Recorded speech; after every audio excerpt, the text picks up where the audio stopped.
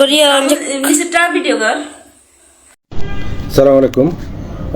আপনারা জানেন গতকাল হচ্ছে আমি আব্দুল হান্নান মাসুদের নোয়াখালী 4 আসনের যেই প্রার্থী ছিল আওয়ামী লীগের যে এমপি ছিল একরামুল করিম চৌধুরীকে বিমানবন্দর পৌঁছে দেওয়ার জন্য 3 কোটি টাকার ডিল নিয়ে আমি ফেসবুকে যেই পোস্টটা দিয়েছিলাম এবং পরবর্তীতে হচ্ছে আমি এটা নিয়ে আবার একটা স্ট্রংলি একটা ভিডিও বক্তব্য দিয়েছিলাম। আজকে তার প্রেক্ষিতে দেখলাম যে আজকে সারাদিন এনসিবি নেতাকর্মীরা আমাকে অনলাইনে বিভিন্ন হুমকি দামকি দিচ্ছিল, আমাকে ইভেন এত খারাপ খারাপ ভাষা ব্যবহার করতেছিল যেটা হচ্ছে খুবই মানে আমি নিজে লজ্জাবোধ করতেছি এখানে করতে। ইভেন আমাকে হান্নানের খুব ঘনিষ্ঠ একজন আমাকে এইভাবে হুমকি দিচ্ছিল যে তোর ল্যাংটা করে পিটামু, তো মানে এইভাবে হুমকি দিচ্ছিল। তো আমি সারাদিন আজকে এটা নিয়ে কোনো করি না, কিন্তু তারা আজকে তাদের চূড়ান্ত পরিণতিটা দেখাইছে। তারা আজকে এই আমার গ্রামের বাড়িতে, যেখানে আমি থাকি না, আমার বাবা মা থাকে, শুধুমাত্র বাবা মা আছে, আমার বৃদ্ধ বাবা মা, ওই বাবা মা মানে ওই বাড়িতে তারা আজকে আমার বাড়িতে হামলা করছে, আমার বাড়িতে মানে দেয়াল পিটাইছে, তারপরে আমার বাড়ির গ্লাসটা জানলার গ্লাসটা সব ভেঙে দিয়েছে। তো মানে এটাই কি হান্নানের মানে সেই 5 আগস্টের পরে রাজনীতি? মানে আমি যে কথাটা বলছি আমি এখনো বলতেছি, সে এটা বলতে পারবো না যে ওই মিটিংটা অবশ্যই হয়েছে, কিন্তু ডিলটা হয় না আমার কারণে, আমি ওটাতে না করছিলাম। কিন্তু আজকে সারাদিন তার নেতাকর্মীরা আমাকে বিভিন্ন হুমকি দামকির পর আজকে আমার বাড়িতে এই হামলাটা করছে। কি দোষ করছিল আমার বাবা মারা? আমার বাবা মা ওই ঘরে থাকে। হান্নান মাসুদের নিজের শিক্ষক, আমার ভাবতে অবাক লাগে হান্নান মাসুদ এই কাজটা করতে পারলো তার নেতাকর্মীকে দিয়া। নিজের শিক্ষক, যে আমার বাবা তার ফ্যামিলি সবাইকে পড়াশোনা করাইছে, মানে তার ফ্যামিলি সবাইকে পড়াইছে।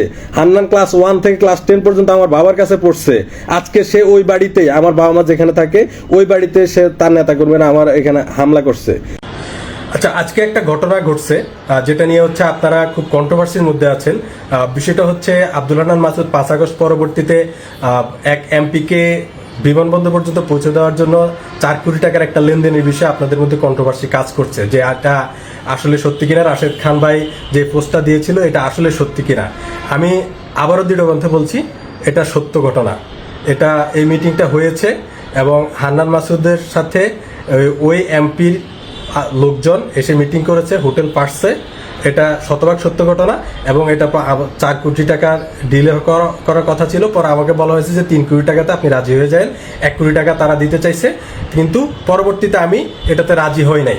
এখন যেটা হয়েছে, এই ঘটনার পরে এটা যখন আজকে ব্যাপক আকারে প্রচার হয়ে গেছে, তখন আমার ছোট ভাই আমাকে কল দিয়ে বলে যে, তার আগে হান্নান আমাকে কল দিয়েছে। কল দেওয়ার পরে আমার ছোট ভাই আমাকে কল দিয়ে বলে যে ভাই হান্নান হচ্ছে অনেক ট্রমার মধ্যে আছে, ওর নামে বিভিন্ন মিডিয়া ব্লেম হচ্ছে, বিভিন্ন ব্যাপক ট্রমার মধ্যে আছে এমপি হওয়ার পর থেকে, তো আপনি ওর সাথে একটু কথা বলেন। তখন আমি ওকে একটা ফোন দেওয়ার পরে আমি চিন্তা করলাম যে ও এত মানসিকভাবে ভেঙে মানে যত হোক আমার এলাকার ছোট ভাই, আমাদের সাথে একসাথে বেড়ে উঠছে, আমাদের ঘরে পড়াশোনা করছে, তাই হচ্ছে আমি চিন্তা করলাম যে ছেলেটা ট্রমার মধ্যে আছে, ওর সাথে একটু কথা বলে, প্রাইভেটলি কিছু কথা বলে ওকে একটু যেভাবে ওকে প্লিজ করা যায়। তখন আমি ওর সাথে কিছু প্রাইভেটলি কথা বলি, প্লিজ করার জন্য, ওকে যা বলার জন্য, আমি ছোট ভাই হিসেবে সান্ত্বনা দেওয়ার জন্য যা বলার বলি। কিন্তু সে করছে কি, সে আমার সাথে একটা বিশ্বাসঘাতকতা করে এটাকে হচ্ছে রেকর্ড করে এটা ছেড়ে দিছে। তো বিষয় হচ্ছে এটা একান্তই প্রাইভেট কথা ছিল, জাস্ট তাকে তার তার মনটাকে শান্ত করার জন্য আমি এই কথাটা বলেছিলাম। কিন্তু সে করছে কি, সে বিশ্বাসঘাতকতা করে এটা হচ্ছে প্রচার করে দিয়েছে। কিন্তু আমি আবারও মানে লাউড অ্যান্ড ক্লিয়ারলি বলতেছি যে ঘটনাটা রাশেদ ভাই উল্লেখ করেছেন ওখানে, এটা শতভাগ সত্য এবং এটাই আসল নিউজ যে সে ওই কাজটা করেছিল। আপনারা সবাই অবগত আছেন যে সম্প্রতি আমি জনসমক্ষে এবং সামাজিক যোগাযোগ মাধ্যমে আমার এলাকার বর্তমান সংসদ সদস্য আব্দুল হান্নান মাসুদের বিরুদ্ধে 5 আগস্ট জুলাই গণ অভ্যুত্থান পরবর্তী সময়ে আওয়ামী লীগের নেতা নোয়াখালী 4 আসনের সাবেক সংসদ সদস্য একরামুল করিম চৌধুরীকে সেফ এক্সিটের উদ্দেশ্যে বিমানবন্দর পৌঁছে দেওয়ার বিনিময়ে 3 কোটি টাকার একটি ডিলের বিষয়ে উত্থাপন করি। বিষয়টি প্রকাশ্যে আসার পর তা সামাজিক যোগাযোগ মাধ্যমে ব্যাপকভাবে আলোচিত হয় এবং বিভিন্ন মহলে এ নিয়ে আলোচনার সৃষ্টি হয়। এরপর থেকে আমার বিরুদ্ধে এনসিবির কর্মীগণ মানহানিকর বিভিন্ন বক্তব্য ও মন্তব্য প্রকাশ করে এবং আমাকে এনসিবির সন্ত্রাসীরা বিভিন্নভাবে ভয়ভীতি ও হুমকি দিতে থাকে। আমার পরিবার এবং আমাকে ব্যক্তিগতভাবে মেরে ফেলার হুমকি পর্যন্ত তারা দিতে কুণ্ঠাবোধ করেনি। তারা শুধু আমাকে হুমকি দেওয়ার মধ্যেই সীমাবদ্ধ থাকেনি। গতকাল রাতে এই সন্ত্রাসীরা আমার গ্রামের বাড়িতে হামলা করেছে।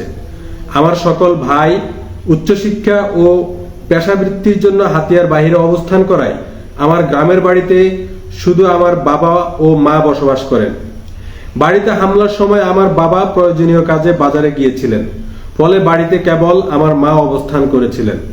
এই সুযোগকে কাজে লাগিয়ে আব্দুল হান্নান মাসুদের সমর্থক হিসেবে পরিচিত কিছু সন্ত্রাসী সংঘবদ্ধভাবে আমার বাড়িতে হামলা চালায় এবং আমার বিরুদ্ধে বিভিন্ন ধরনের গালিগালাজ ও অশ্লীল মন্তব্য করে। হামলার সময় আমার মা সম্পূর্ণ অসহায় অবস্থায় ছিলেন। হঠাৎ করে বাড়িতে হামলার ঘটনায় তিনি ভীষণভাবে আতঙ্কিত হয়ে পড়েন। একজন মা হিসেবে তার নিরাপত্তা ও মানসিক কষ্টের বিষয়টি ভাষায় প্রকাশ করা আমার জন্য খুব কঠিন। আমার পরিবারের সদস্যরা দীর্ঘদিন ধরে এলাকায় শান্তিপূর্ণভাবে বসবাস করে আসছেন। রাজনৈতিক মতপার্থক্য বা ব্যক্তিগত বিরোধের কারণে একটা পরিবারের উপর ভয়ভীতি প্রদর্শন করা কোনো সভ্য সমাজের আচরণ হতে পারে না। হামলার পরপরই এনসিপির স্থানীয় নেতাকর্মীরা আমার বাড়িতে যায়। তবে তখনও আমার বাবা বাজার থেকে ফিরে আসেননি।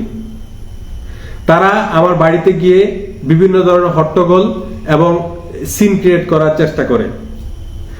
আমার বাবা যখন বাড়িতে ফিরে এলেন, আমার বাবাকে হামলার ঘটনা বুঝে ওঠার আগেই উপস্থিত এনসিপির সদস্যরা বাবাকে বিভিন্ন প্রশ্নে জর্জরিত করে এবং অনুমতি ব্যতিরেকেই সেগুলো ভিডিও ধারণ করে আংশিক প্রচার করে ঘটনাকে অন্যদিকে প্রবাহিত করার অপচেষ্টা চালায়। গতকাল সন্ধ্যার ন্যাক্কারজনক হামলার পর আজ জুমার নামাজের পূর্ব পর্যন্ত বর্তমান সংসদ সদস্য আব্দুল হান্নান মাসুদ জনপ্রতিনিধি হিসেবে আমার পরিবারের কোনো খোঁজ খবর নেননি। যেখানে আমার বাবা প্রাথমিক বিদ্যালয় থেকে দাখিল শ্রেণী পর্যন্ত তার সরাসরি শিক্ষক এবং আব্দুল হান্নান মাসুদ আমাদের বাড়িতে থেকে ক্লাস 1 থেকে মেট্রিক পর্যন্ত আমাদের বাড়িতে পড়াশোনা করেছিল এবং আমার বাবা তার সরাসরি শিক্ষক। আমি বিশেষভাবে উল্লেখ করতে চাই যে আব্দুল হান্নান মাসুদ দীর্ঘদিন ধরে এলাকায় একটি প্রভাবশালী অনুসারী গোষ্ঠী গড়ে তোলে, যা স্থানীয়ভাবে আলোচিত। তাদের বিরুদ্ধে আগেও বিভিন্ন জনকে হুমকি ও অবৈধ কার্যক্রম পরিচালনার অভিযোগ রয়েছে। ওই গোষ্ঠীগুলো এলাকায় বিভিন্ন ধরনের চাঁদাবাজি, বিভিন্ন মানুষকে হুমকি ধামকি ইত্যাদি দীর্ঘদিন ধরে দিয়ে আসছিল। এই গোষ্ঠীর সদস্যদের মধ্য থেকেই গতকাল আমার বাড়িতে হামলা করে। বিষয়গুলো নিয়ে আমি আব্দুল হান্নান মাসুদের সঙ্গে যোগাযোগ করলে তিনি আমাকে জানান যে তিনি তার নেতাকর্মীদের উপর কোনো নিয়ন্ত্রণ রাখতে পারছেন না। একজন সংসদ সদস্য এবং রাজনৈতিকভাবে সক্রিয় ব্যক্তির এমন বক্তব্য অত্যন্ত দায়িত্বহীন এবং দায়সারা বলে আমি মনে করি। কারণ একজন নেতা যদি তার অনুসারীর কর্মকাণ্ডে নিয়ন্ত্রণ ও দায় নিতে না পারেন, তাহলে সেটি জনমনে স্বাভাবিকভাবে নানা প্রশ্নের জন্ম দেয়। শুধু তাই নয়, আমার কাছে এমন কিছু তথ্য ও প্রমাণ রয়েছে যেখানে সংসদ সদস্য হান্নান মাসুদ তার এনসিপির ঘনিষ্ঠ ব্যক্তিদের কাছে এই ঘটনায় তার কিছু উগ্র নেতাকর্মীর সম্পৃক্ততা স্বীকার করেছেন। বিশেষ করে যেখানে রয়েছেন এনসিপির একজন ইউনিয়ন পর্যায়ের নেতা।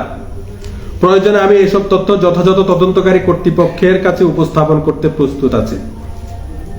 আমি পরিষ্কারভাবে বলতে চাই, আমি কারো বিরুদ্ধে ব্যক্তিগত বিদ্বেষ থেকে কোনো বক্তব্য দেইনি। আমি যে বিষয়টি উত্থাপন করেছি তা জনস্বার্থ ও জবাবদিহিতার প্রশ্নে করেছি, কিন্তু তার প্রতিক্রিয়ায় যদি আমার পরিবারকে লক্ষ্যবস্তু করা হয়, তাহলে তা শুধু আমার পরিবারের উপর হামলা নয়, বরং মত প্রকাশের স্বাধীনতা, গণতান্ত্রিক অধিকার এবং আইনের শাসনের উপরও আঘাত। আমি প্রশাসন, আইন শৃঙ্খলা রক্ষাকারী বাহিনী এবং সংশ্লিষ্ট কর্তৃপক্ষের কাছে জোরালোভাবে দাবি জানাচ্ছি, আমার বাড়িতে হামলার বিষয়টি নিরপেক্ষ ও সুষ্ঠুভাবে তদন্ত করতে হবে। হামলায় জড়িত ব্যক্তিদের দ্রুত শনাক্ত করে আইনের আওতায় নিয়ে আসতে হবে। আমার পরিবার ও স্বজনদের নিরাপত্তা নিশ্চিত করতে হবে। ঘটনার পিছনে যে প্রভাবশালী ব্যক্তি বা গোষ্ঠীর মদত আছে, তার বিরুদ্ধে আইনানুগ ব্যবস্থা নিতে হবে। গাফর ভাই, আমি মনির হুসাইন, আমি বাংলাদেশ টাইমসে কাজ করি। আমার ছোট্ট একটি প্রশ্ন, হান্নান মাসুদের 3 কোটি টাকা ডিল প্রসঙ্গে আপনার বক্তব্যে যদি কোনো অংশে যদি ভুল প্রমাণিত হয়, তাহলে কি দায় স্বীকার করে নেবেন কিনা? এখানে দায় স্বীকার করার কোনো প্রশ্নই আসে না। আমি ওপেন চ্যালেঞ্জ দিয়ে বলতেছি যে হান্নান মাসুদ যদি অস্বীকার করে ওই হোটেল পার্টসের 22 তারিখের যে সিসিটিভি ফুটেজ গুলো আছে ওই সিসিটিভি ফুটেজ গুলো চেক করা হোক। চেক করালে অবশ্যই ওখানে যে একরামুল করিম চৌধুরীর যে 3 জন লোক হান্নানের সাথে মিটিং করেছে তার প্রমাণ মিলবে। আমি ওপেন চ্যালেঞ্জ দিয়ে বলতেছি, যদি তার ওই সৎ সাহস থাকে সে অবশ্যই ওই সিসিটিভি ফুটেজ চেক করবে। আচ্ছা, হান্নান মাসুদের ফেসবুক আইডিতে আপনার অডিও কলের একটি ভিডিও আপলোড করেছে এবং সেখানে আপনাকে দেখা যাচ্ছে যে আপনি সেখানে ক্ষমা চাচ্ছেন। আসলে এই বিষয়টা ক্লিয়ার করবেন কিনা? জি, আপনি খুবই গুরুত্বপূর্ণ একটা প্রসঙ্গ তুলে নিয়ে আসছেন। বিষয়টা হচ্ছে, যখন রাশেদ ভাই যখন পোস্ট দেয় আমি ওই পোস্টটা শেয়ার করি। শেয়ার করার পরে ব্যাপক আকারে এটা চারিদিকে নিউজ হয়ে যাচ্ছে, নিউজ হয়ে গেছে। তখন হান্নান মাসুদ বিভিন্নভাবে আমার কাছে রিচ করার চেষ্টা করে। আমার ছোট ভাই তার বাল্য বন্ধু আমার ছোট ভাইকে ফোন দিয়ে সে বলে যে আমি মানসিকভাবে ব্যাপক হতাশাগ্রস্ত হয়ে গেছি, আমি ট্রমায় চলে গেছি। ইভেন এই মেসেজ সে আমাকে দিয়েছে যে আমি ট্রমার মধ্যে আছি। এবং তখন আমার ছোট ভাই আমাকে ফোন দিয়ে বলে যে ভাই আপনি ওনাকে একটু ফোন দিয়ে সান্ত্বনা দেন, সে এমন মনে হচ্ছে যেন সে কোনো অঘটন ঘটায় ফেলতে পারে। তখন আমি চিন্তা করলাম যে আমার তো জুলাইয়ের সহযোদ্ধা, তাকে একটু সান্ত্বনা দিই। কিন্তু সে এখানে তার যে চরিত্র, এই চরিত্রে সে প্রমাণ দিয়েছে। সে কি করছে, আমি তার সাথে অনেক কথা বলেছি, অনেক লম্বা কথা বলেছি, কিন্তু সে ওই যে সামান্য অংশটুকু দিলে তার জন্য তার এই দুর্নীতি ঢাকা যাবে, ওই অংশটুকু কেটে ওই অংশটুকু অনলাইনে ছেড়ে দিয়েছে। তার সাথে আমার যে পূর্ণাঙ্গ কথা হয়েছে ওই কথাটা সে পুরোপুরি প্রকাশ করুক। প্রকাশ করলে দেখবেন যে ওখানে সে বলেছে যে সে এটা করছে। তো সুতরাং সে যেটা করছে এটা হচ্ছে তার বিরুদ্ধে যে অভিযোগ, এই অভিযোগটাকে হচ্ছে সে খণ্ডানোর ব্যর্থ একটা চেষ্টা করেছে। আচ্ছা, আরেকটি কথা, সেটি হচ্ছে আপনার গ্রামের বাসায় ভাঙচুর করানো হয়েছে। এ বিষয়ে আসলে থানায় কি অবগতি করেছেন কিনা বা কোনো অভিযোগ করেছেন কিনা? দেখেন, আমি ঘটনা ঘটার সাথে সাথে আমাদের উপজেলা, সর্বপ্রথম আমি কল দিয়েছি উপজেলার ইউএনও এবং ওসিকে কল দিয়ে আমি বিষয়টা জানানোর পরে ওসি আমার আহ্বানে সাড়া দিয়ে উনি আমাদের ওখানে গিয়েছেন, উনি সরজমিনে দেখে এসেছেন।